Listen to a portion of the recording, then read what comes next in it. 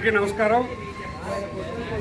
గత 3 రోజులుగా కొత్తూరు మండలం ఆకులతంపరలో ఇల్లీగల్ క్వారీయింగ్తో శాండ్ని రోజుకి 30-40 లారీలు చొప్పున తరలించడం జరుగుతుంది.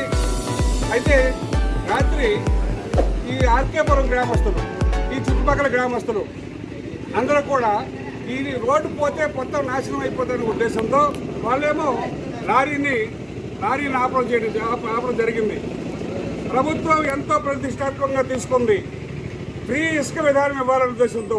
కానీ ఈ విధంగా ఇల్లీగల్గా క్వారీయింగ్ చేయడం వల్ల ప్రభుత్వానికి చెడ్డ పేరు.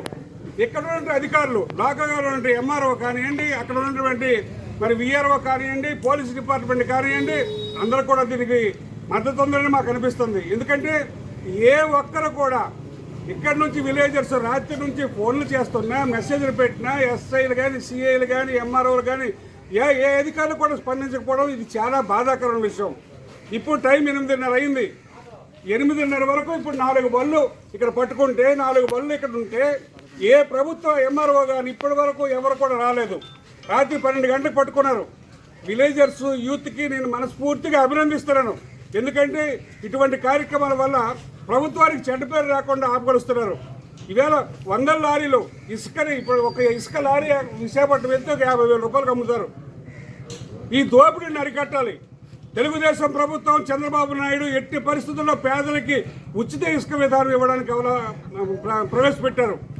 అయితే ఈవేళ ఇసుకని ఇక్కడ 25,000కు 30,000 రూపాయలకు ఇసుక నింపి ఈ ఇసుకని తీసుకెళ్లి వైజాగ్లో 50,000కు 60,000కు అమ్ముతున్నారు.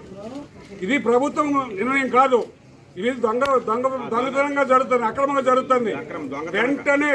వెంటనే అధికారులు, జిల్లా కలెక్టర్ కానీ, ఎస్పీ గారితో కూడా ఇప్పుడు మాట్లాడాను నేను. ఎందుకంటే ఖాళీ లారీలు చూసుకుంటే నివగాం రోడ్లో ఒక 20-30 లారీలు ఇప్పుడు ఉన్నాయి కేవలం ఇసుక కోసమే. ఈవేళ అక్కడ 3 ప్రొక్లైన్లు ఉన్నాయి.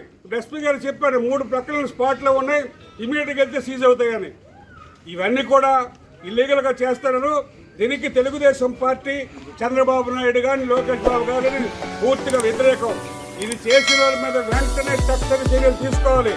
ఏదైతే డిపార్ట్మెంట్ ఉందో, ఇద్దరు police department, or irrigation department, or mines department, 3 డిపార్ట్మెంట్లు కూడా గత 3 రోజులుగా జరుగుతుంటే వీళ్ళకి ఎవరికి ఇన్ఫర్మేషన్ లేదా, తెలియదా, లేకపోతే వాళ్ళతో మీరు కుమ్మక్కయ్యారా, అది తేల్చవలసిన అవసరం ఉంది. అవసరం వస్తే స్టేట్ లెవెల్లో చంద్రబాబు గారిని కలిసి నేను కంప్లైంట్ ఇవ్వడానికి కూడా, ఈ జరిగిన విషయం మీద కంప్లైంట్ ఇవ్వడానికి కూడా నేను సిద్ధంగా ఉన్నాను. ప్రభుత్వానికి చెడ్డ పేరు తీసుకొస్తే మాత్రం సహించేది లేదు.